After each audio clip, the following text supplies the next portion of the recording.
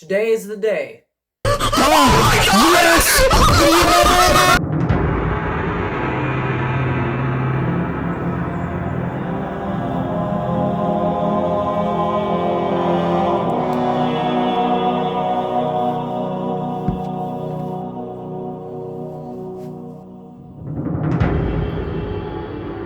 Alright, Faz Gang. It's time to Faz go.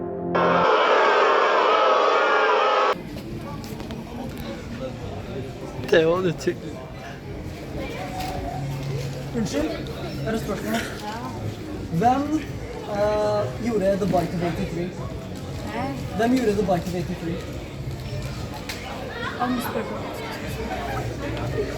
Du måtte finne noen andre. Åh. Alle gutter, beklager å forstyrre. Når kom det første Five Nights at Freddy's-spillet ut? Åh! Bra jobba.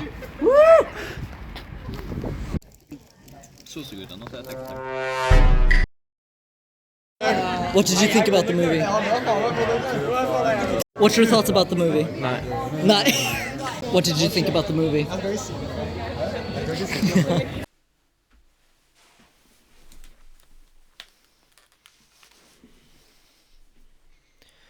Alright.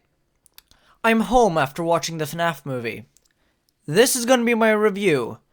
Yes, this is gonna be spoiler-free. For the most part. I will notify when I'm at spoiler territory. Well, if you didn't know, Five Nights at Freddy's is a movie directed by Emma Tammy going over the popular horror game called Five Nights at Freddy's. Basically, it's about a security guard trying to survive a bunch of Chuck E. Cheese-like animatronics who are possessed at a Chuck E. Cheese-styled pizzeria. So to give context, I am an old FNAF fan, been in the series since I was 6. Although, I'm not gonna let that get the better or the worse of me.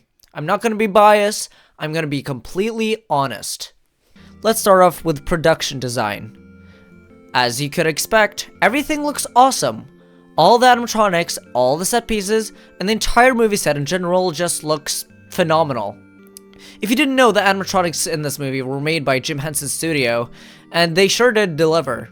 One of my fears with the animatronics actually being real robots and not CGI, I was afraid they were going to feel like very stiff and puppet-like, and not have so much of a fluid movement and natural movement, if that makes sense. But thankfully, I was wrong. The animatronics in this movie feel so alive, their movements are fluent and perfect, just like I would imagine them to be.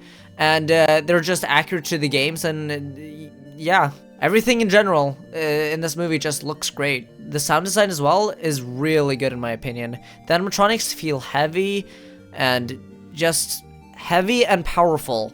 And when there are brutal scenes, the sound design just carries it out. As well does the incredible directing. No, but actually though, Emma Tammy did an awesome job directing throughout the entire movie. And even though it's rated PG-13, they still managed to make the brutal scenes as brutal as possible with the amazing directing. And the director just gave the entire place and atmosphere of the movie so much depth.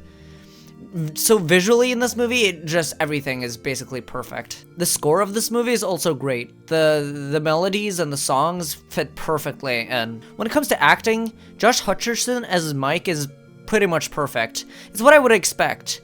There's like one or two scenes where the script feels a bit off, but other than that, he does a great job. He's serious, he has a lot of character to him, and his connection with Abby, his younger sister, is also just...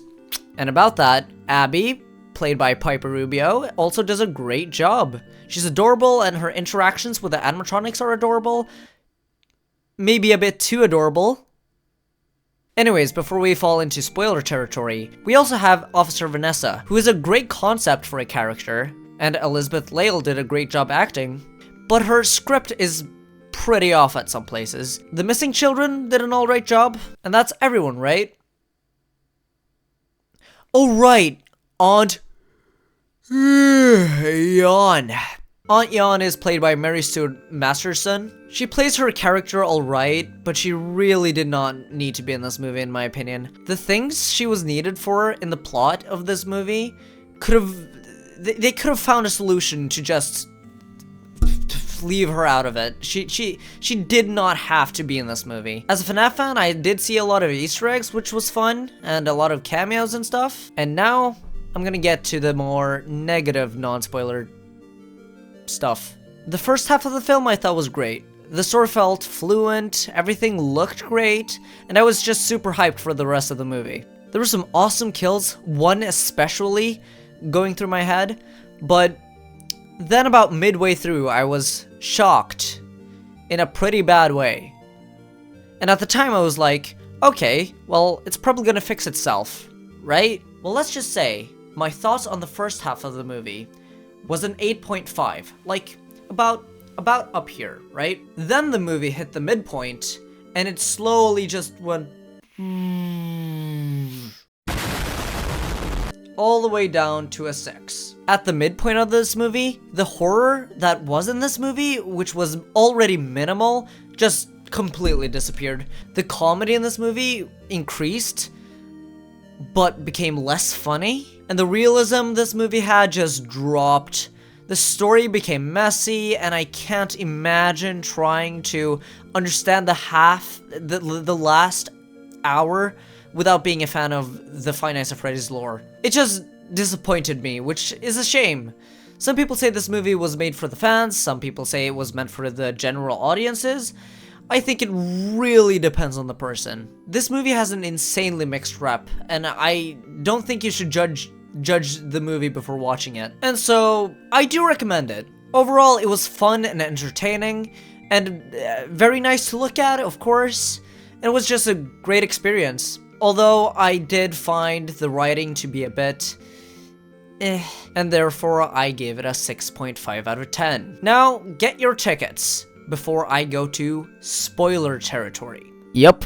Now onto the juicy stuff. The map pack cameo, 10 out of 10. The Freddy and Max kill, just best kill of the entire movie. The dead bodies Mike found after being captured were pretty cool, and most of the humor in the movie, especially in the first half, was really funny.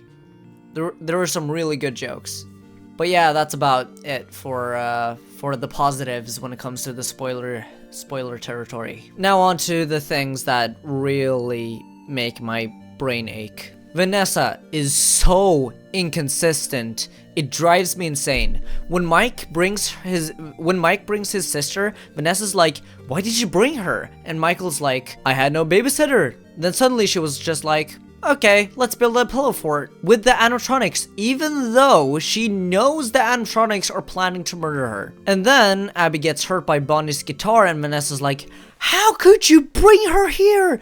If you bring her back, I'll shoot you." Which I actually thought was a pretty powerful line, but it was buried in so much confusion and inconsistency, so no. Alright, now let's get into the midpoint, which slowly ruined the rest of the movie in my opinion.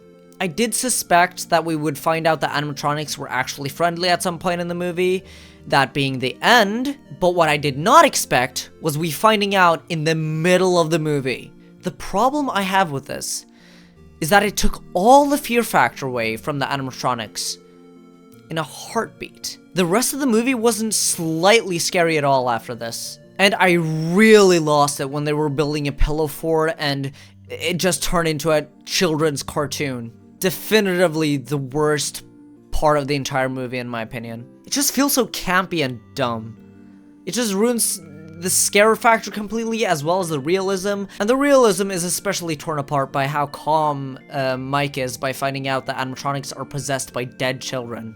Like, he don't care. And then later in the movie, they try to make the animatronics scary again when he's at the pizzeria alone without Abby. But at this point, it's too late. Maybe they could have managed to do it if when he got brutally hurt, he got hurt by animatronics and not children with paper hooks going back and forth in his dreams. Yeah, that really pissed me off. The least they could do was cut back and forth from the possessed children and the animatronics hurting Mike.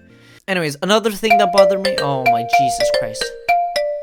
Anyways, another thing that bothered me was Mike's trauma about his little brother getting kidnapped. It could have worked well, and it's not terrible, but we never got to see Mike's relationship with his younger brother, so we I felt nothing at the emotional scenes regarding that relationship. They don't ever say a single sentence to each other, and so why should I care? And now, not my biggest critic, but probably my most controversial. So remember, this is just my opinion. You're allowed to disagree. I did not really like Matthew Lillard's performance as William Afton. I know, it's crazy. He wasn't terrible or anything. I just found him to be exaggeratingly evil in the way he talked and stuff like that, and to the point where it became just insanely corny. Like, the way he acted was just like superhero villain type stuff. Maybe that's because we didn't get enough time to get to know his character, which is a shame.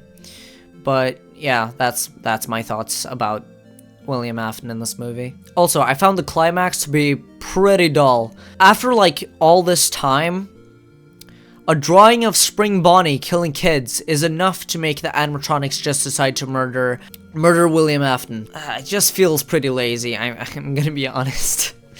And oh, the spring lock scene. It started off so well. It was brutal and uncomfortable watching the metal parts slowly impale him. And I just got to the point where I was just waiting for him to scream and shake and have the most brutal death yet. Just like in the books. But that never happened. He fell on the floor, barely making a sound, making us barely hear any noises of the spring locks, and with barely any movement from this torture he was experiencing. And yeah, that's why I'm giving the Five Nights at Freddy's movie a 6.5 out of 10. Am I slightly disappointed? Yes.